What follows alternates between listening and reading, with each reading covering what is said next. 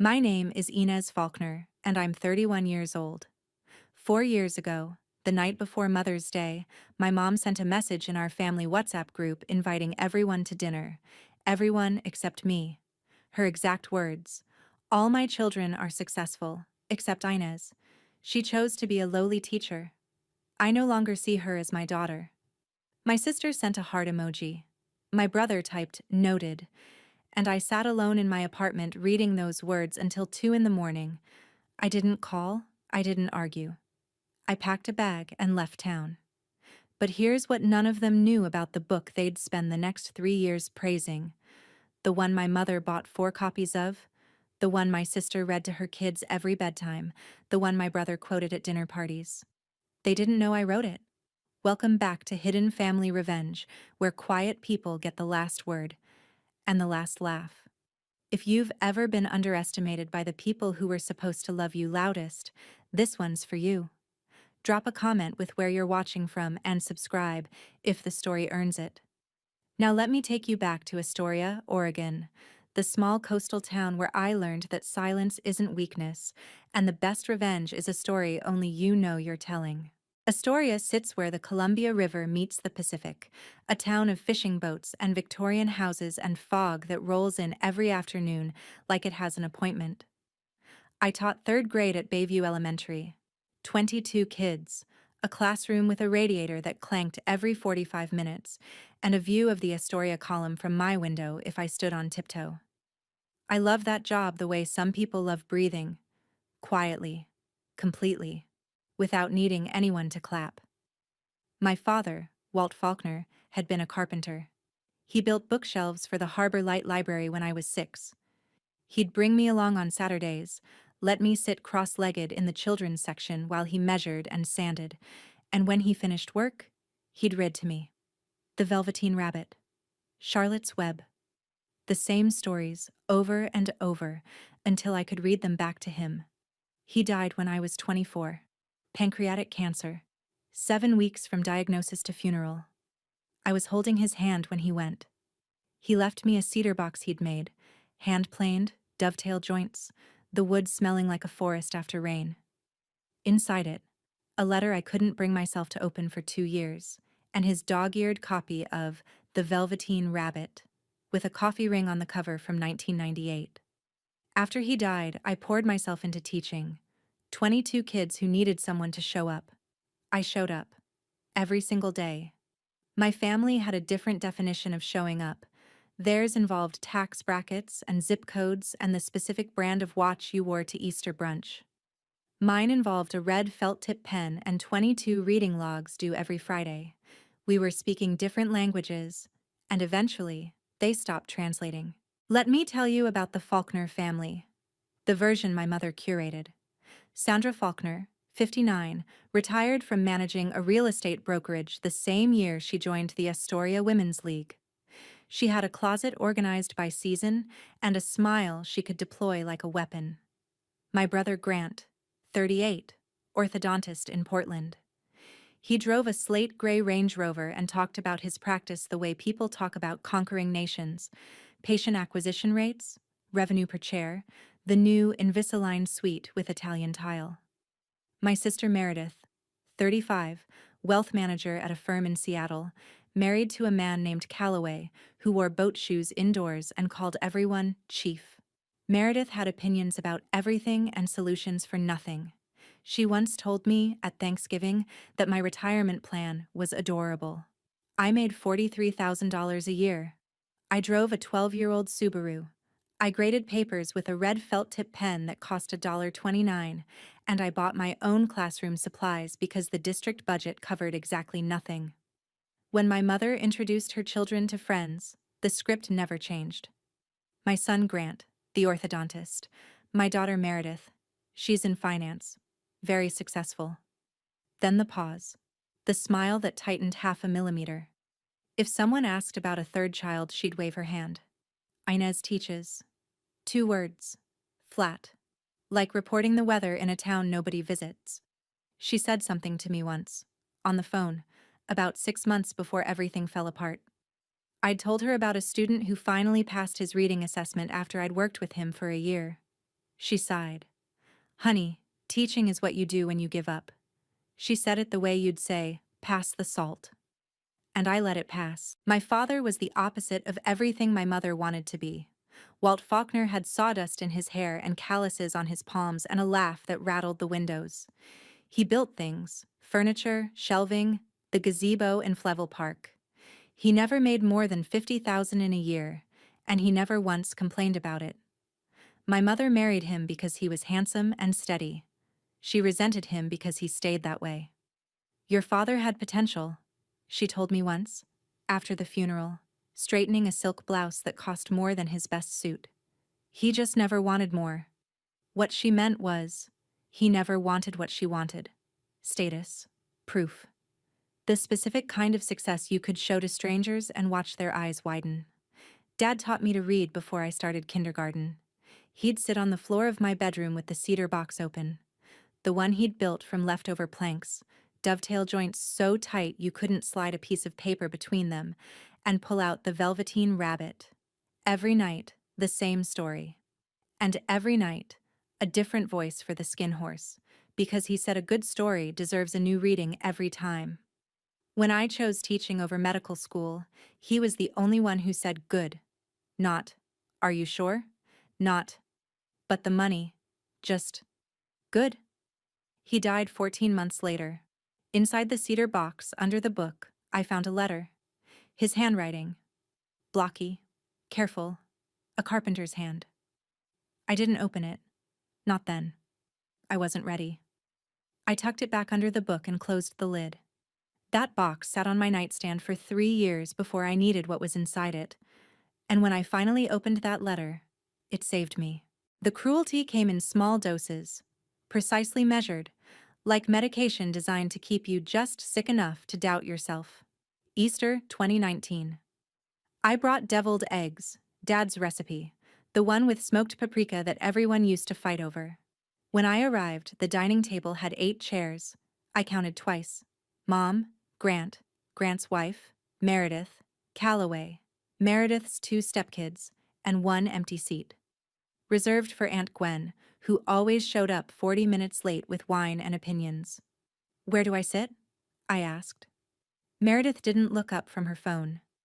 There's a folding chair in the hall closet. You can squeeze in by the window. I was 27 years old, standing in my mother's house, being told to find my own chair. I found it, set it up between the wall and the sideboard, ate my father's deviled eggs in a space so narrow I couldn't put my elbows down. Nobody said anything. Nobody adjusted. Grant talked about a dental conference in Scottsdale. Meredith showed photos of her new kitchen renovation. My mother complimented the catering. She'd ordered from a restaurant this year, she said, because I wanted it done right. She looked at my deviled eggs when she said it. I cleared my own plate afterward, washed it in the sink while everyone moved to the living room for coffee. Meredith passed me on her way out and said, without breaking stride, "There's no seat for you, Inez. There never really was." She laughed when she said it, like it was a joke. Like we both understood that some people belong at the table and some people belong near the window, and I'd always been the window type. I dried my hands on the dishcloth and didn't say a word. That silence cost me more than she'll ever know. The night before Mother's Day, 2022. I was grading spelling tests at my kitchen table. Necessary, beginning, separate, circling errors in red, writing encouraging notes in the margins, because even a misspelled word is a kid who tried. My phone buzzed at 9:47 p.m. Wade, my younger brother, 24 then, a commercial fisherman who smelled like diesel and salt and never once judged me for anything. His text was 4 words. Check the group chat. I opened WhatsApp, scrolled to Faulkner Family, the group I'd been added to 3 years ago so Mom could coordinate holidays. Except I wasn't in it anymore. Wade had screenshot the thread before my removal. The messages loaded in a cascade of tiny gray bubbles that dismantled my entire childhood. Sandra Faulkner, 9:32 p.m. Reminder: Mother's Day dinner at the Columbian, 7 p.m. All my children will be there. All my successful children. Sandra Faulkner, 9:33 p.m. Inez chose to be a lowly teacher. I no longer see her as my daughter. Please don't mention her name tomorrow night. Meredith. Grant. Noted. 2 reactions, 0 objections. I sat on my kitchen floor. Not crying. I was past crying. I read those messages the way you read a medical diagnosis. Slowly. Clinically. Searching for a word that might mean something different than what it clearly meant. All my children are successful. Except you. There it was. The verdict. Delivered in a group chat at 9:32 on a Saturday night, between a grocery reminder and a heart emoji. Wade called 3 minutes later.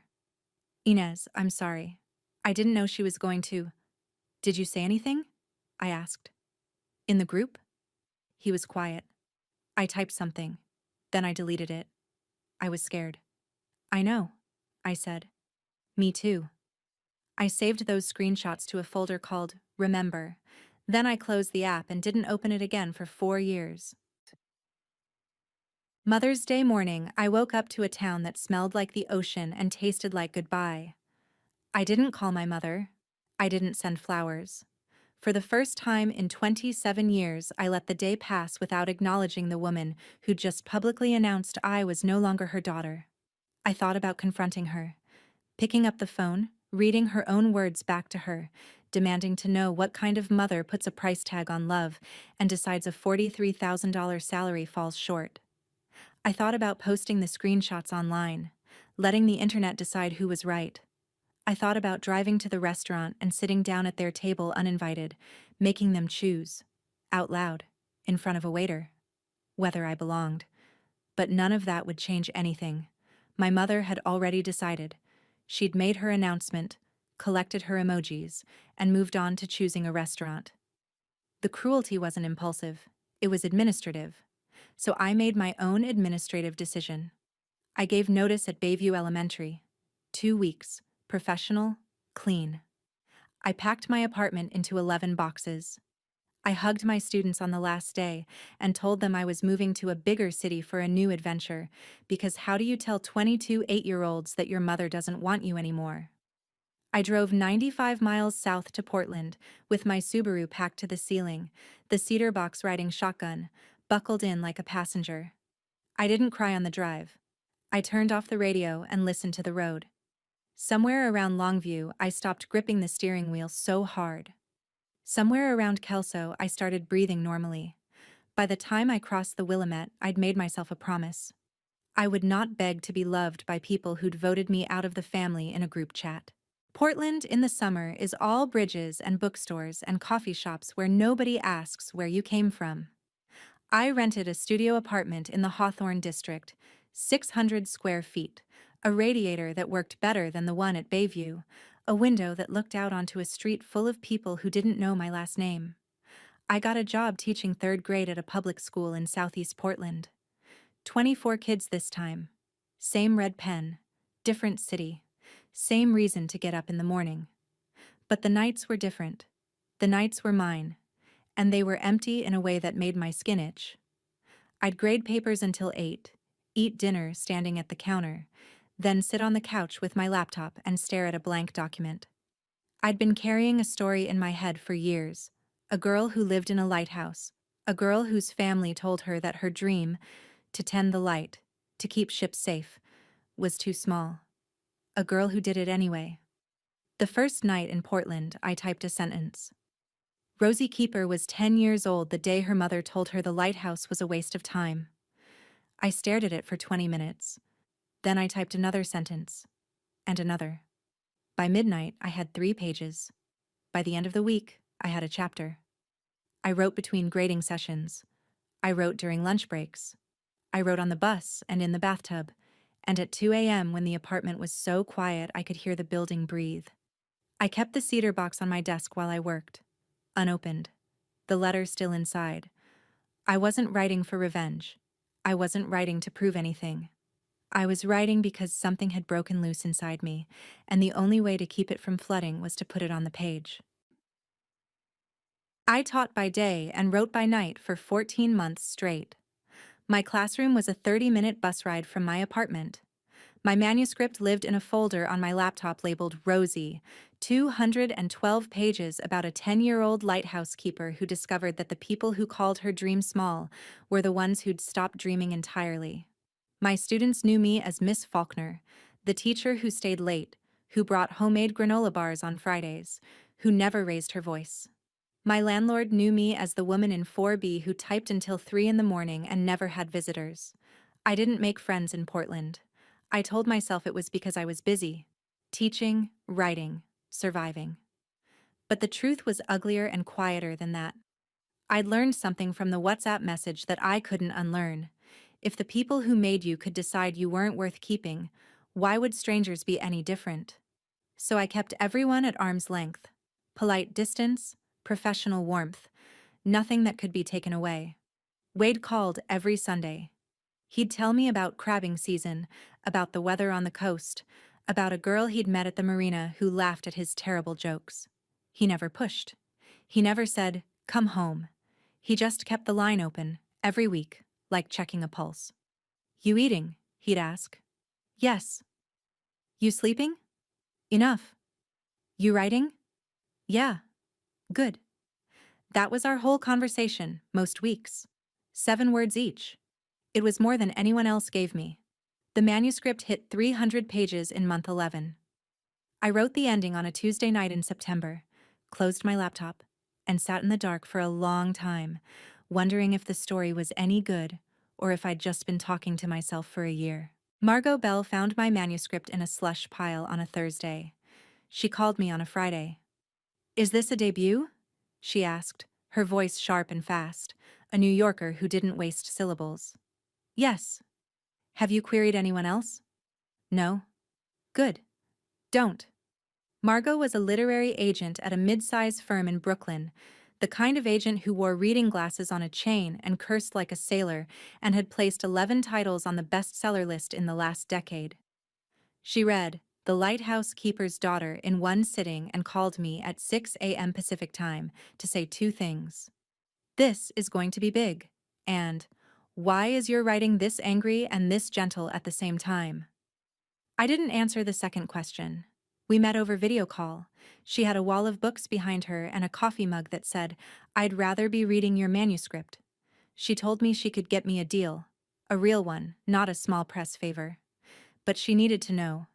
Did I want my name on it? I'd thought about this for months. My name, Enz Falner. The name my mother had stripped of its family membership. The name my sister had dismissed. My brother had noted. If I published under Falkner, they'd find out. They'd call. They'd show up with cameras and opinions, and that specific brand of conditional love that only activates when you're useful.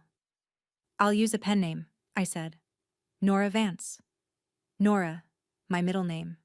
Vance, my grandmother's maiden name, my father's mother, a woman who'd been a schoolteacher in Cannon Beach for 40 years. Margot raised an eyebrow. "You sure? Your real name would sell." "My real name already cost me a family," I said. "I'd like to keep this one clean." I signed the contract with my red felt tip pen, the same one I used to grade spelling tests. It felt right.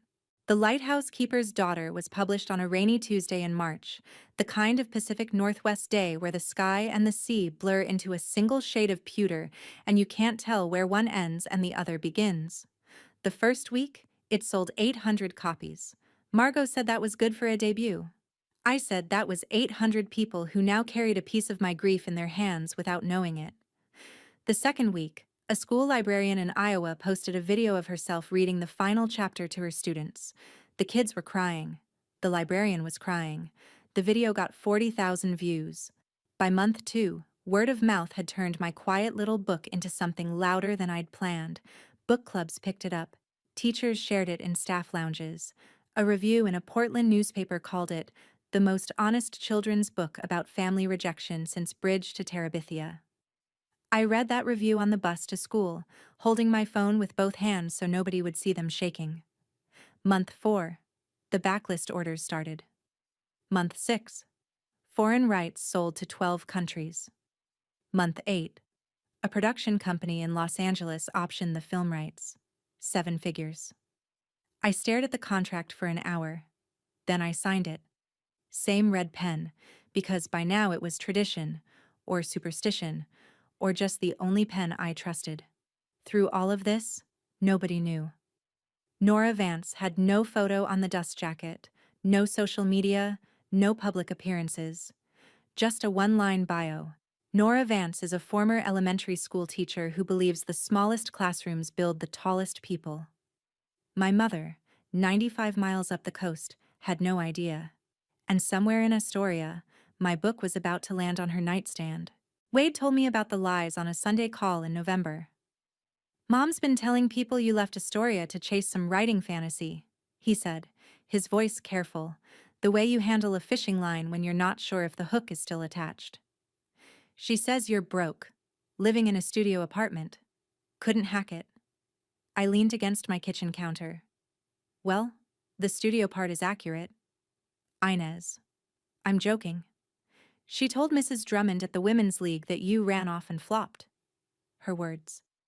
She said it with that face she makes. The pitying one. The one where she tilts her head. Yeah, that one. I closed my eyes. My mother was building a story about me. A public narrative, carefully seated, designed to explain my absence without admitting she'd caused it. I didn't run. I was pushed. But in Sandra Faulkner's version, the teacher who left town was the cautionary tale. The proof that her other children had made the right choices. Grant repeated it at his holiday party. Wade added quietly. And Meredith shared some article about burnout in education with the caption, "This is why." They were writing my eulogy while I was still alive, turning my silence into a story that made them look wise and me look foolish. Here's the thing about lies told by your own family. They don't need to be loud. They just need to be consistent. And my family was nothing if not consistent. If you've ever had someone rewrite your story without your permission, turn your courage into failure, your boundaries into abandonment, then you already know what this feels like. And you know it doesn't end with words. So if you're still here, stay with me, because what they said about me in that group chat is nothing compared to what they said about the book they didn't know I wrote. In January, The Lighthouse Keeper's Daughter hit the New York Times bestseller list. It stayed there for 9 weeks. By March, the film option had escalated into a full production deal, the kind with a director attached and a shooting schedule. Margot called it a rocket. I called it terrifying. Because with every interview request I declined, every public appearance I turned down, the mystery of Nora Vance grew. Who was she? Where did she come from? Why wouldn't she show her face? The internet had theories. A retired teacher in Vermont, a children's therapist in Chicago, a woman in witness protection. That one made me laugh for the first time in weeks. I kept teaching part-time, 3 days a week at the Portland school, because the royalty checks didn't change who I was. The money changed what I could do. I incorporated the Vance Reading Foundation in April. The mission was simple: fund classroom libraries in under-resourced schools, grant applications, book donations, teacher stipends, everything I'd needed and never had, delivered to people like me. The first year, we funded 47 classrooms across Oregon and Washington. Margot said I was aggressively anonymous. I said I was just careful. Because the moment the Falkner name appeared next to the Vance name, my family would come. With cameras, with hugs, with the particular kind of love that requires a bestseller list to activate. I wasn't ready for that. I wasn't sure I'd ever be ready for that. But then Wade sent me a screenshot that stopped my breathing. Not the kind from 4 years ago, the kind that erases you. This was worse. This was the kind where the people who erased you start applauding the version of you they don't recognize. And I stood in my kitchen, phone in hand, reading my mother's words about a book she didn't know her discarded daughter had written. The screenshot was from the Falkner family WhatsApp group, the same group I'd been removed from 4 years earlier. Wade had stayed in it. He'd never left, because leaving would have meant admitting to our mother that he was on my side, and Wade's survival strategy had always been camouflage. The thread was a cascade of enthusiasm about The Lighthouse Keeper's Daughter. Meredith had posted a photo of the book on her coffee table, The hardcover edition, a candle beside it, staged like an advertisement. Her caption, "If you haven't read this yet, what are you waiting for? Nora Vance is a genius." Grant followed. "Read it to the kids last night. They loved it. The lighthouse scene had them in tears." My mother's message came last. 7 words that rewired my nervous system. "This is what real success looks like." I read it 3 times. Then I set the phone on the counter and stared at the wall above my stove. A bare white wall. No photos. No decorations. And I did the math. 4 years ago, Sandra Faulkner told her family I was not successful. That teaching was giving up. That I was no longer her daughter. Now she was holding my book in her hands, praising my work with words she'd never used about me, celebrating the exact dream she'd told me was too small, and she had no idea it was mine. "All my children are successful. Except you. Except me. The one who wrote the book she was raving about. The one who built the foundation she'd never heard of. The one whose words had made her cry, probably, if she'd read the chapter about the girl whose mother told her the lighthouse was a waste of time. She loved the book. She just didn't love the author. She couldn't, because the author was the daughter she'd already thrown away." I saved the screenshot to the same folder. Remember. Then I closed my phone and went back to grading papers, because 24 kids still had spelling tests due Friday, and that was real, and that was mine. I almost told them. I stood in my kitchen that night with my phone unlocked, the WhatsApp thread still glowing, and I typed a message I never sent. "Hi, it's Inez. Nora Vance is me. The book you love is mine. The teacher you threw away wrote the story you can't stop praising. How does that feel?" I deleted it, word by word. Backspace. Backspace. Backspace. Because what would it prove? That I could shock them? Embarrass them? Turn their applause into shame with a single revelation? I could. But then the reveal would be about anger, about payback, about me needing them to feel something for me, even if that something was humiliation. And I didn't need that. I didn't need their validation any more than I needed their rejection. What I needed was to keep building, keep teaching, keep writing, keep funding classrooms for kids who deserved better. Their applause for a stranger told me everything their silence for me couldn't. They were capable of recognizing good work. They just weren't capable of recognizing it in their own daughter, their own sister. That wasn't a flaw I could fix with a dramatic reveal. It was a wound they'd have to stitch themselves. So I stayed quiet. I went to school on Monday. I taught phonics and fractions and the difference between there and there. I signed a contract for a second book, a sequel, because Rosie Keeper had more story left. I called Wade on Sunday and told him I'd seen the screenshots. He was quiet for a long time. "You okay?" he asked. "I'm building something," I said. "And it doesn't require their approval." "What does it require?" I thought about it. A library. Hazel Quinn was 64 years old and had run the Harbor Light Library in Astoria for 31 years. She'd been there when I was 6, checking out picture books with sticky fingers. She'd been there when I was 14, hiding in the biography section to avoid lunch period bullies. She'd been there when my father built the shelves in the children's section, the ones with the rounded edges he'd sanded by hand so no kid would get a splinter. The children's wing was failing. Budget cuts, leaky roof, shelves that my father had built 25 years ago now sagging under the weight of books that hadn't been replaced since the Obama administration. Hazel wrote a letter to the Vance Reading Foundation in June. I recognized her handwriting the moment the scan hit my email. The same looping cursive she used to write "overdue" on my library slips when I forgot to return Charlotte's Web for the 4th time. "Dear Nora Vance," she wrote, "I run a small library in Astoria, Oregon. Our children's section was built by a local carpenter named Walt Faulkner, who died 7 years ago. His shelves are the only ones some of these kids have ever known. We need help. We need a reading loft. A place where children can sit and fall in love with books the way I fell in love with them 50 years ago. If your foundation can help, I'd be honored. Yours, Hazel Quinn." She didn't know. She had no idea that the anonymous foundation she was writing to was run by the carpenter's daughter. The girl who used to sit cross-legged on those same shelves, reading until her father said it was time to go. I typed my reply in 40 seconds. Yes, we'll fund the entire project. I have one condition. It's called the Walt Faulkner Reading Loft. Margot told me I was making a mistake. You've spent 3 years building a pen name that's worth more than most brands, she said over the phone, her voice tight. One reveal, and it's over? You can't unring that bell. I know. The press will dig. They'll find the family stuff, the WhatsApp thing, everything. I know. So why? I looked out my apartment window at the Hawthorne Bridge, at the Willamette River catching the late afternoon light, at Portland going about its Tuesday as if nothing had changed.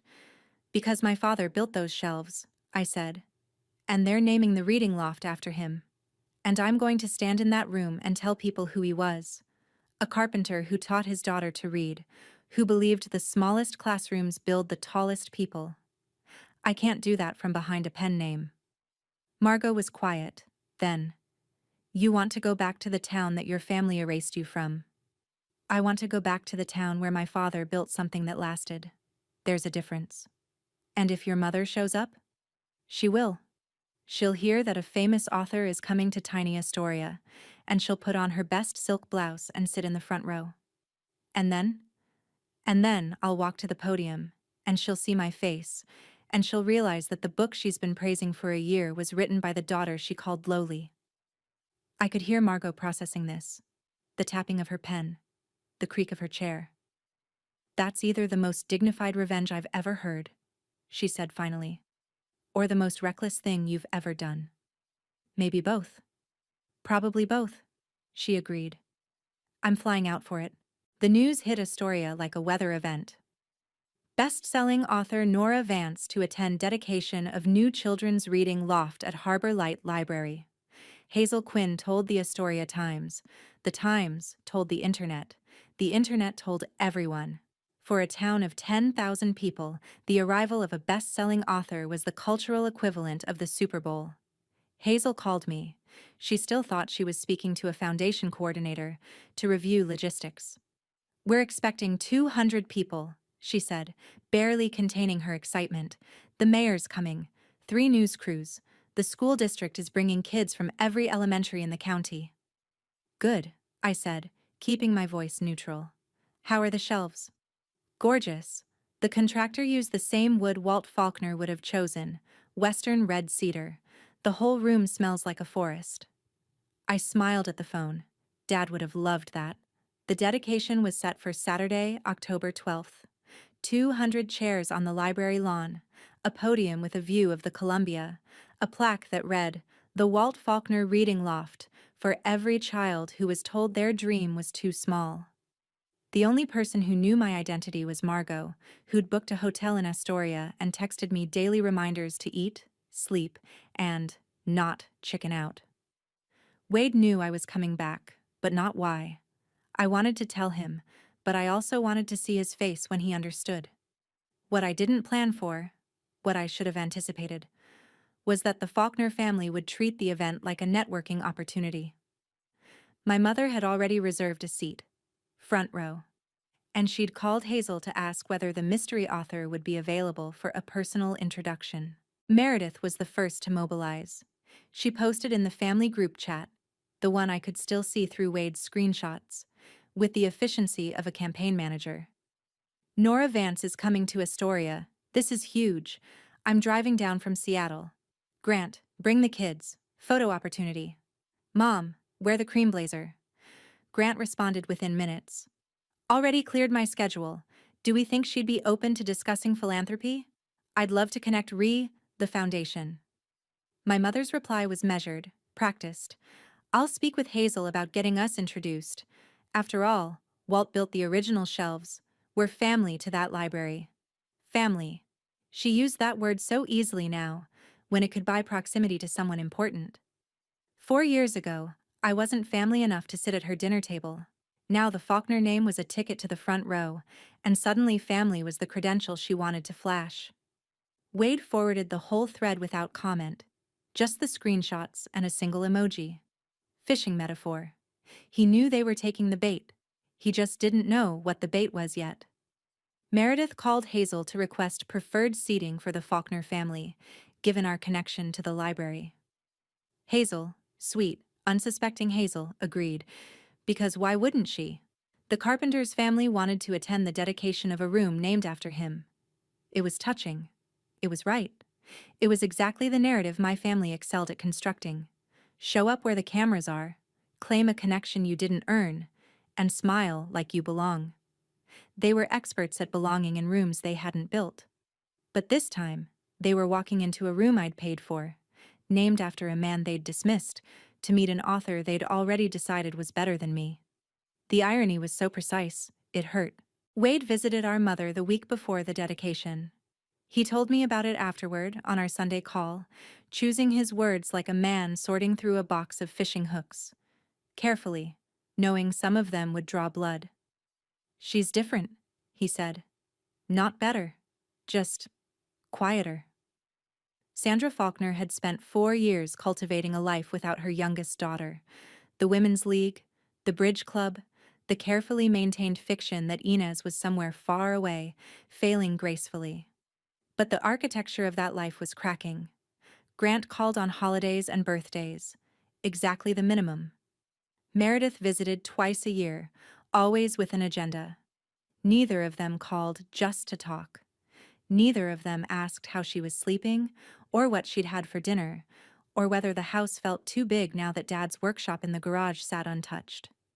"She had your baby photos out," Wade said. "On the kitchen table. Not framed. Just spread out. Like she was looking through them." "Did she say anything?" "She said she was trying to remember when you stopped being her daughter." My throat tightened. "That's easy. May 9th, 2022, 9:32 p.m. "Enz, what else did she say?" Wade sighed. "She said teaching reminded her of Grandma, of how Grandma worked herself into the ground for nothing. She said she was trying to save you from that." "She wasn't saving me. She was saving herself from being embarrassed by me." "I know. But she doesn't know the difference." That was the closest I came to understanding my mother. Not forgiving her. Understanding. Sandra Falkner wasn't a monster. She was a woman who'd watched her own mother, a teacher, die exhausted and poor, and she'd confused cruelty with protection ever since.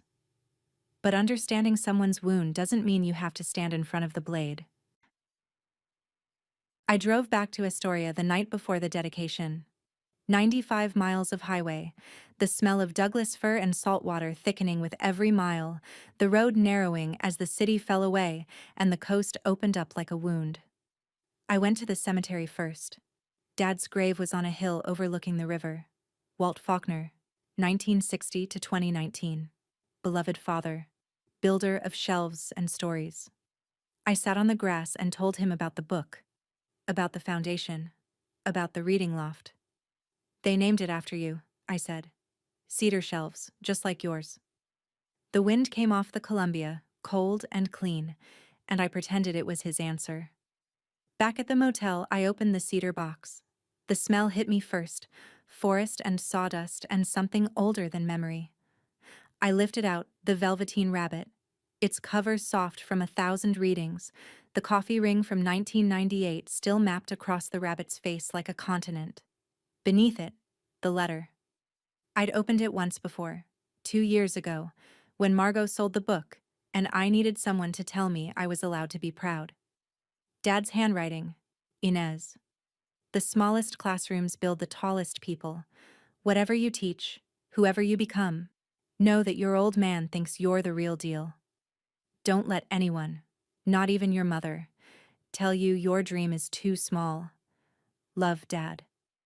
Teaching is what you do when you give up. That's what Mom said.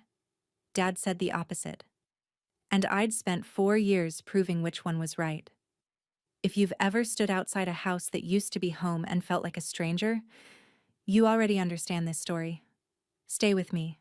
Tomorrow is the part I waited 4 years to live, And if there's a quiet person in your life who deserves to be seen, tell them tonight. Now, back to the morning of the dedication. I read Dad's letter 3 more times that night.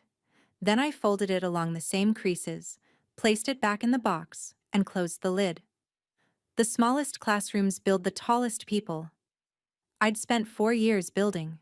Tomorrow, I would stand in the room my father's hands had made possible, the original shelves, the new loft, and I would tell the truth. Not all of it. Not the ugly parts, the WhatsApp screenshots, the heart emoji, the word noted. I would tell the beautiful parts, the parts about a carpenter who read to his daughter every night, the parts about a teacher who turned grief into a story and a story into 47 funded classrooms. I would not raise my voice. I would not make accusations. I would not perform my pain for an audience. The truth doesn't need volume. It just needs a room full of people who are paying attention. I wrote my speech on the motel notepad. Short. 300 words. No more. I would thank Hazel. I would thank the school district. I would talk about my father and what books meant to him. And then I would say my name. My real name. And let the room do the math. The speech ended with the dedication I'd printed inside every copy of The Lighthouse Keeper's Daughter. For everyone who was told their dream was too small. 7 words. The same number my mother had used to disown me in a group chat. This is what real success looks like. 7 words from her, too. Funny how 7 words can break you or build you, depending on who's holding them. I set my alarm for 6 a.m. I packed the red felt tip pen in my jacket pocket. I slept like a stone. October 12th. The Oregon coast woke up blue and sharp, the kind of morning that makes you believe the world was built on purpose. I dressed in my classroom clothes, khaki pants, a white button-down, flat shoes. No designer labels, no statement jewelry. Just me, looking the way I looked every day when I stood in front of 24 kids and taught them to read. The red felt tip pen sat in my breast pocket like a heartbeat. I walked to the library at 8. Hazel met me at the staff entrance. She still thought I was a foundation representative, doing a final walkthrough before the author arrived. "Everything's perfect," she said, beaming, her silver hair pinned back with a tortoiseshell clip. "The reading loft is stunning. Come see." The Walt Faulkner reading loft occupied the entire second floor of the children's wing. Cedar shelves, western red, just as Dad would have chosen, lined every wall. A skylight poured morning sun across a reading nook filled with cushions and new books, each one spine out, each one waiting for a kid who needed it. The plaque above the entrance, for every child who was told their dream was too small. I touched the wood. It smelled like him. By 9:30, the lawn was filling. 200 chairs, a podium, a banner that read, "Welcome Nora Vance." News vans from Portland and Eugene. Teachers from 6 elementary schools, each one leading a line of squirming 8-year-olds. And then I saw them. My mother's cream blazer, Meredith's camel coat, Grant's charcoal sport jacket and Italian loafers. They walked through the crowd like they were arriving at a gala, stopping to shake hands, smiling for cameras, telling anyone who'd listen. "We're the Faulkners. Walt was our father. This is our library." My mother fixed her hair, straightened her blazer. She had no idea she was adjusting her armor for a daughter she didn't know she'd disowned. The ceremony began at 10. The mayor spoke first. 3 minutes about community investment and the importance of literacy. Then the school superintendent, a woman I'd never met, spoke about reading scores and grant funding and the impact of private philanthropy on rural education. My family sat in the front row, arranged like a catalog spread. Sandra in the center, flanked by Grant on her left and Meredith on her right. Calloway in boat shoes. Grant's wife with a toddler on her lap. They all held copies of The Lighthouse Keeper's Daughter. Props, I realized. Photo props. They wanted to be seen holding the book when the cameras found them. Wade sat 3 rows back, alone, in a flannel shirt and work boots. He caught my eye across the crowd and gave me a look that said, "I have no idea what's happening, but I'm here." I stood behind the podium, off to the side, where Hazel had positioned me as the foundation coordinator who'd introduce the author. The crowd didn't know. Hazel didn't know. My family, sitting 8 feet from me, hadn't even glanced in my direction. Why would they? I was wearing the clothes of a teacher, not a best-selling author. I was invisible. Again. Just the way they'd always preferred. Hazel took the podium. "Thank you all for being here today," she said, her voice carrying across the lawn with the steadiness of someone who'd spent 3 decades reading to children. "This reading loft exists because of one person, an anonymous benefactor who contacted our foundation with a single request. Name it after Walt Faulkner." She smiled. "Today, that benefactor has agreed to reveal herself. Ladies and gentlemen, please welcome the woman you know as Nora Vance." She turned toward me. The crowd leaned forward. My mother straightened in her chair, craning her neck, searching for the celebrity. I walked to the podium. 12 steps. I counted them the way I used to count the seconds of my mother's silences. 1, 2, 3. My flat shoes on the wooden platform. 4, 5. The microphone adjusting to my height. 6, 7. The crowd murmuring. 8, 9. My mother's face, expectant, ready to applaud a stranger. 10, 11. The moment my eyes met hers and she didn't recognize me. 12. Then she did. I watched it happen in real time. The polite smile freezing, the eyebrows lifting, the mouth opening half an inch, then closing, then opening again. Sandra Faulkner, for the first time in my memory, had no words. "Good morning," I said into the microphone. My voice was steady. My hands were not, but nobody could see that behind the podium. "My name is Enz Falner. Some of you know me as Nora Vance." The murmur became a wave.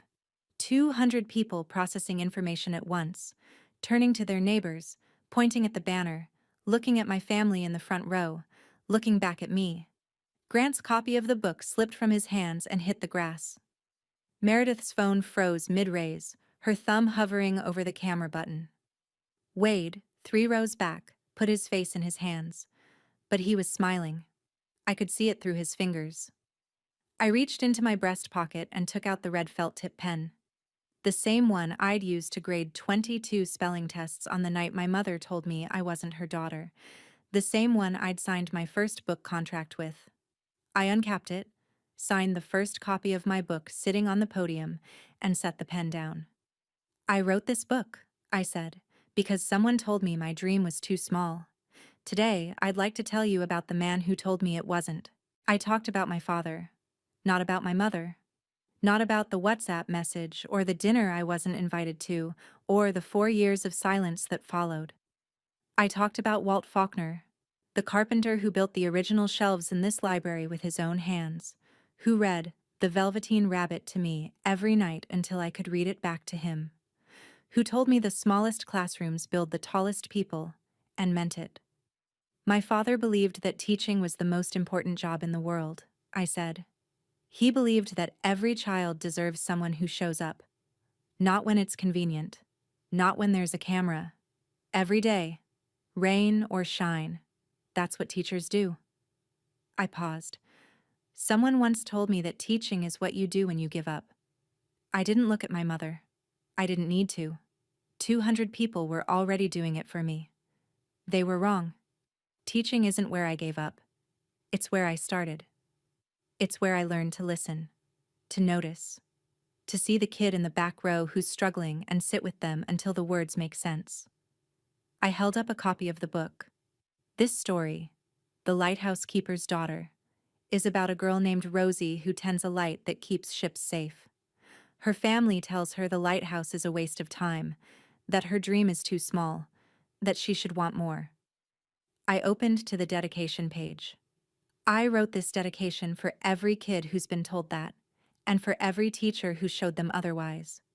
I read it aloud, for everyone who was told their dream was too small. The crowd was very still. A child in the 3rd row whispered to her teacher, "Is that the lady who wrote Rosie?"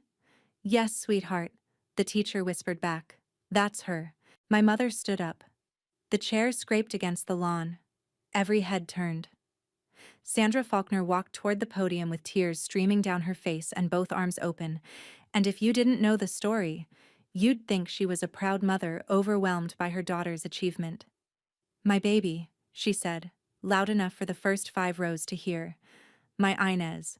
I always knew you had it in you. Come here. Let me—" "Mrs. Falkner." My voice was quiet, level. The microphone carried it to every corner of the lawn. "Please sit down." She stopped. The arms stayed open, but the momentum was gone. "Inez, I'm your mother. You were my mother. 4 years ago, in a group message, you told our family that you no longer saw me as your daughter." Gasps. Small ones. Like paper tearing. I was upset. "You don't understand what I understand perfectly." I held her gaze. "You said all my children are successful except you. You said I chose to be a lowly teacher. You asked them not to mention my name." Behind her, Meredith stood up. Damage control, instinct kicking in. "We should discuss this privately." "We should have discussed it privately 4 years ago," I said. "When I was removed from the group chat and none of you said a word." Meredith flushed. "I was going to reach out." "You sent a heart emoji." The lawn went quiet. The kind of quiet that has weight. Grant didn't stand. He sat with his head slightly lowered, his hands folded, the posture of a man who'd spent his career negotiating and recognized when a position was indefensible. A security volunteer approached Sandra gently. She shook him off. "You're humiliating me," she whispered. "No," I said. "I'm just not hiding for you anymore." Meredith found her voice. "There's no seat for you at this table, Inez. There never—" She stopped. She heard it. Her own words from 4 years ago. And for the first time, she heard how they sounded outside the family dining room. I stepped back from the podium. My mother was still standing in the aisle, arms now at her sides, tears running mascara lines down a face that had never looked this open in public. The crowd watched. Cameras recorded. Children stared. "Mrs. Falkner," I said, and I used the formal address because that was the only honest title left between us. 4 years ago, you said all your children were successful. Except me." I picked up the signed copy from the podium. "I believed you, so I built a life where, for me, that was finally true." I walked down the 3 steps from the platform and crossed the aisle to where she stood. I held out the book. "This is for you. Open the cover." She took it with both hands, the way you hold something fragile. She opened it. Inside, in red ink, I'd written, "For Mom, who taught me that silence can be a beginning. Inez." She read it. Her face crumpled. Not the performative tears from 30 seconds ago. Something rawer, uglier, the kind of crying that comes from a place you can't control. "Inez, please." "I'm not angry," I said. "I haven't been angry for a long time, but I'm also not available for the version of reconciliation that happens in front of cameras." I looked at Grant, at Meredith, at my mother. "If you want to talk, really talk, you know how to reach me, but it won't be today, and it won't be here." I turned to Wade, who was standing now, 3 rows back, flannel shirt, work boots, eyes red. "Ready?" I asked. "Been ready," he said. We walked across the lawn together, past the banner, past the cameras, past 200 people who would tell this story for years. I didn't look back. The Walt Faulkner Reading Loft opened that afternoon. 300 kids walked through the cedar doors before sunset. The Astoria Times ran the story the next morning. Best-selling author Nora Vance revealed as local teacher Enz Falner, the daughter her family called a failure. I didn't read the article. Margot read it for me and summarized. Accurate, sympathetic, no legal concerns. The fallout was quiet and surgical. My mother canceled her Women's League commitments for the next 2 months. "Family matters," she told Hazel, who no longer asked follow-up questions. Meredith deleted 3 Instagram posts featuring the lighthouse keeper's daughter, the ones where she'd tagged herself as a book lover and advocate for literacy. The comments had gotten uncomfortable. Someone had posted a screenshot of the heart emoji from the WhatsApp chat, though I don't know how. Grant's practice saw no impact. Orthodontists are not judged by their family dynamics, but Wade told me Grant stopped mentioning the Falkner name at dinner parties, which for Grant was a seismic shift. I stayed in Portland. I kept teaching 3 days a week. I started writing the sequel, Rosie Keeper returning to the lighthouse, older now, understanding that the people who'd doubted her hadn't been evil, just afraid, because that was the truth. And the truth mattered more than revenge. 2 weeks after the dedication, I opened WhatsApp for the first time in 4 years. The Falkner family group was still there. Meredith's gushing review, Grant's bedtime reading update, my mother's 7 words of praise, and my name, absent from every message, present in every line. I typed one sentence. Thank you for the seat you never saved. I built my own table. Then I left the group. That night, I opened the cedar box one last time. I took out the velveteen rabbit, the coffee ring cover soft as cloth, and placed my own book beside it, The Lighthouse Keeper's Daughter by Nora Vance, hardcover dedication page facing up. A father's story, a daughter's story. Same box, same wood.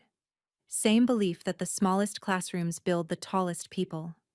A family that only claims you in the spotlight was never family. It was an audience. And you don't owe an audience an encore. That's my story. One WhatsApp message, one cedar box, and a book my own mother praised without knowing I wrote it. If there's someone in your life whose dream you've been overlooking, tell them today. Share this video with them. Thank you for being here. Drop a comment, subscribe, and I'll see you in the next one.